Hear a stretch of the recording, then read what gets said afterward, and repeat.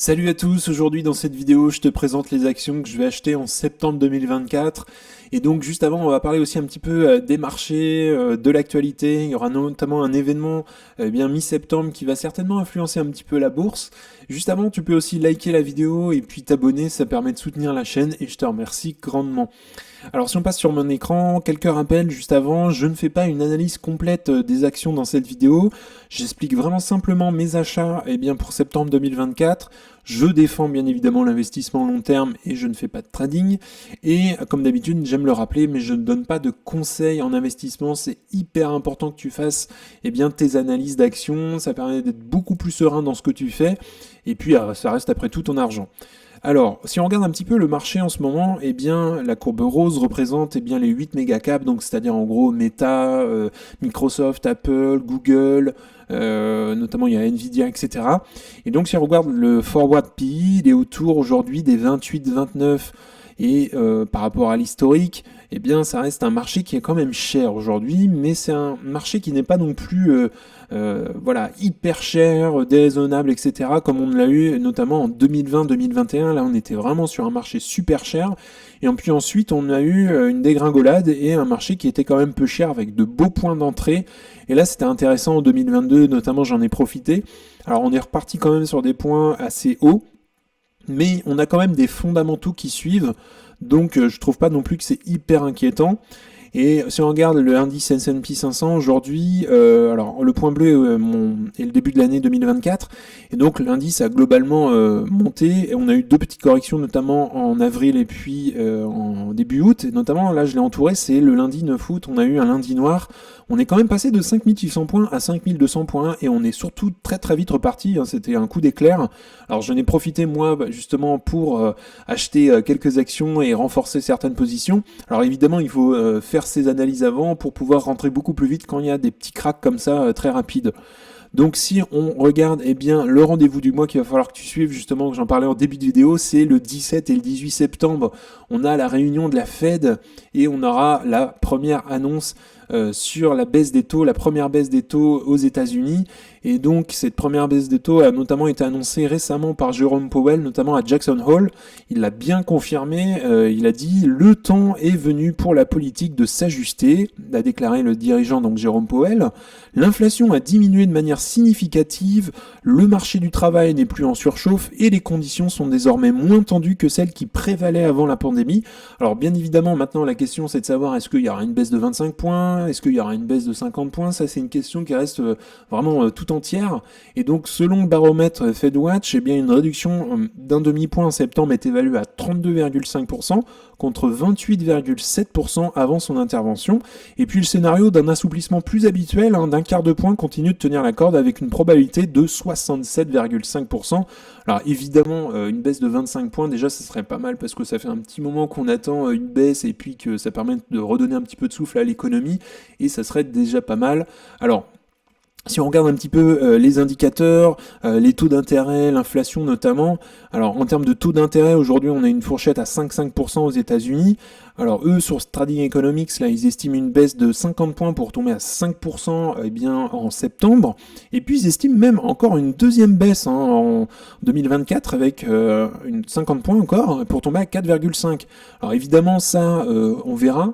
Ça dépend évidemment de beaucoup de facteurs, notamment l'économie, les différents indicateurs, le PPI, le CPI aux États-Unis.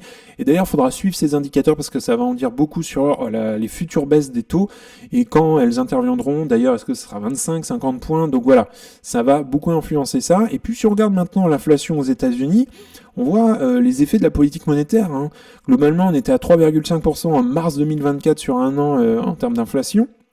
Et puis on baisse au fur et à mesure, et aujourd'hui là, on table sur du 2,8 pour septembre, et puis si on voit un petit peu plus loin, pour mars 2025, on serait sur un truc à peu près normal, c'est-à-dire un retour à l'objectif de la Fed qui est de 2%, donc en espérant qu'on y arrive bientôt. Bien évidemment, comme je le disais juste avant, il va falloir surtout suivre les indicateurs CPI, PPI, etc. aux États-Unis, le chômage, ça va vraiment influencer les futures baisses des taux. Donc évidemment, on suivra ça bien sur la chaîne. Je passe maintenant aux achats du mois de septembre et donc la première action que je vais suivre et acheter, ça va être Google, donc Alphabet. Et je possède déjà l'action en portefeuille à ce jour, mais j'aimerais la renforcer sur les 140 à peu près 150 dollars, donc par ici. Et aujourd'hui, on est plutôt à 160. Donc, alors si on regarde un petit peu l'historique de Google, globalement, elle a une bonne performance en 2024 puisqu'on est quand même bien monté avec un point plus haut à 192 dollars. Hein. Alors là, on a eu une belle montée surtout depuis mai. Pourquoi ? Parce qu'il y a une sorte de hype avec notamment, on a eu l'annonce du premier dividende de Google. Forcément, il y a beaucoup d'investissements et il y a une hype autour de ça. Et puis, il y a eu de bons résultats aussi, faut le dire. Et puis, on est surtout passé de 192 dollars à 160 en l'espace d'un mois. Donc, il y a eu une super descente entre guillemets de l'action. Donc à voir si Google continue de descendre, et dans ces cas-là ça pourra m'intéresser de renforcer sur les 140-150, ou alors est-ce que ça va remonter, ça on n'en sait rien, mais ça risque aussi peut-être, imaginons qu'il y ait une boîte qui a des mauvais résultats, ou alors qu'il y a une actualité pas très très bonne, une boîte peut en entraîner une autre dans la baisse, etc. Et donc Google peut baisser, et dans ces cas-là je peux évidemment la renforcer si elle arrive sur mes prix. Alors si on regarde un petit peu les fondamentaux de Google, elle a une croissance du chiffre d'affaires de 17,5% par an, donc ça c'est top. Une croissance du free cash flow de 25% par an quand même. Un ROCE aujourd'hui de 18%, donc une belle allocation du capital qui a tendance d'ailleurs à croître, donc ça c'est plutôt encourageant. On a aussi du cash pour rembourser la dette en moins de 3 ans, là même limite en moins d'un an c'est remboursé, donc ça il n'y a vraiment aucun souci là-dessus en termes de santé financière. Les actions en circulation, elle en rachète ses actions, donc il n'y a pas de dilution de l'actionnariat, donc tant mieux. Et puis on a des marges quand même très très bonnes sur le free cash flow à 22%. Ces marges se maintiennent globalement, donc ça reste tout à fait correct. Donc voilà, c'est une boîte que j'aime bien, que j'aimerais surtout bien renforcer aujourd'hui. J'adore Google. Donc voilà, je la suis pour le mois de septembre, je la renforce autour des 140, 150. Deuxième action maintenant que je te présente, c'est Visa. Visa, j'en ai acheté en août autour des 254 dollars. Alors, si on voit le graphique, j'en ai profité. Enfin, c'est vraiment arrivé sur le point bas sans vraiment calculer. Donc ça, on s'en fiche un peu en soi. Mais je l'ai acheté ici. Là, elle est repartie à 270. Donc évidemment, on ne sait pas dans quel sens ça va partir. Monter, redescendre. Et dans ces cas-là, j'en profiterai pour renforcer déjà ma position. C'est une action qui est vraiment de qualité, je trouve, qui a encore de la croissance à venir. Et j'aimerais évidemment la renforcer sur les 250 dollars. Si on regarde un petit peu les fondamentaux de Visa, c'est pareil, on a une croissance du chiffre d'affaires de 10% par an, une croissance du free cash flow aussi de 10% par an. Le ROCE est vraiment bon, il est à 22%, on a une belle allocation du capital, et puis en plus on a un ROCE qui tend à croître au fil des années quand même, et ça c'est bien. Elle a du cash pour rembourser sa dette en moins de 3 ans, et ça c'est vraiment top. Il n'y a pas de souci de ce côté-là. Elle rachète ses actions, elle ne dilue pas l'actionnariat, donc ça c'est tant mieux aussi pour moi. Et puis elle a quand même, ça c'est une donnée qui est assez incroyable, c'est la marge du free cash flow quand même, 55%. Et puis elle a tendance à augmenter ses marges quand même au fur et à mesure des années. Si on se base il y a 10 ans déjà, on était à 52%. Et là, on est arrivé à 60. Donc voilà, elle a des marges qui augmentent. Donc c'est une entreprise que je trouve de bonne qualité et qui m'intéresserait autour des 250, que j'aimerais renforcer en septembre évidemment. Troisième action que je te présente, c'est Enphase, j'en ai déjà parlé. L'entreprise aujourd'hui, c'est une entreprise basée autour du stockage de l'énergie solaire, la production d'énergie solaire, de panneaux photovoltaïques, etc., panneaux solaires. Et donc l'entreprise aujourd'hui, elle est autour des 100 dollars, des 120 dollars, et j'aimerais justement la renforcer autour des 100 dollars. Alors elle est un petit peu loin de mon prix cible, mais j'en ai profité d'ailleurs au mois d'août. Là, elle était autour des 100 dollars, même en juillet, elle était autour des 100 dollars. Donc évidemment, je n'hésiterai pas à acheter quelques actions en plus pour renforcer ma position, même si d'ailleurs elle est déjà bien construite. Donc pour être honnête avec toi, si elle remonte, c'est pas bien grave pour moi puisque j'ai déjà une bonne position qui me convient. Si elle baisse, tant mieux, j'en profiterai pour la renforcer. Alors si on regarde un petit peu les fondamentaux de Enphase, eh bien elle a une croissance du chiffre d'affaires de 48% par an en moyenne depuis 5 ans. Alors c'est pareil, c'est une boîte qui est quand même, je dirais, assez jeune en termes de chiffre d'affaires, etc. Puisque ça a commencé pas mal à péter à partir de 2019. Et puis c'est pareil, le free cash flow 117% de croissance et elle gagne surtout de l'argent depuis 2018. Donc voilà, c'est une boîte qui est assez récente. Avant, elle perdait de l'argent. Donc c'est une entreprise assez récente, un ROCE à 25% qui tend à croître, donc on a une allocation du capital qui tend à croître. Le free cash flow par rapport à sa dette nette, eh bien, il peut être remboursé, elle peut rembourser sa dette en l'espace de 3 ans et demi, donc ça reste acceptable.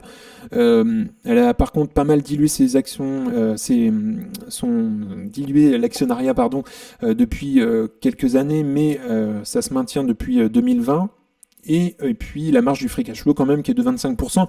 Donc voilà, c'est une boîte que j'apprécie. Évidemment, c'est pas une entreprise qui va représenter 15-20% de mon portefeuille, certainement pas.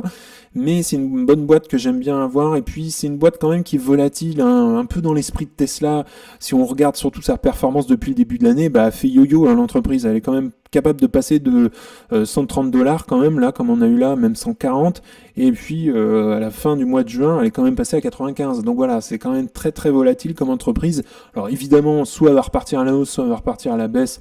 Ça, j'en sais rien. Mais si elle retombe sur les 100 dollars, évidemment, je renforce. Et puis enfin, dernier achat pour le mois de septembre, ça va être l'ETF S&P 500 de chez Vanguard. Comme d'habitude, je vais pas passer 3 plombs là-dessus, mais c'est fait partie de ma stratégie d'investir, de m'exposer sur les 500 plus grandes entreprises du marché américain. Je l'achète chaque mois en DCA, cet ETF, et donc si on regarde un petit peu ce tableau sur la performance 1926-2020, alors on voit que globalement, si j'avais investi sur un ETF S&P 500 sur une journée, j'ai 56% de chance d'être positif, donc 50-50, et puis au bout d'un an déjà, je passe à 75% de chance d'être positif, et puis si on avance dans le temps, eh bien on voit qu'au bout de 20 ans, plutôt 100% de chance d'être positif en ayant investi sur un S&P 500. Qu'est-ce qu'il faut en tirer? Eh bien que c'est le long terme qui fait la différence.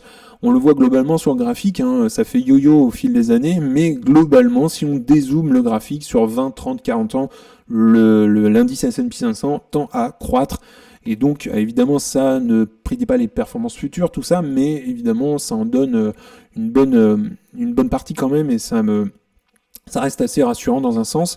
Donc ça fait partie de ma stratégie, ça permet aussi d'équilibrer un petit peu le risque.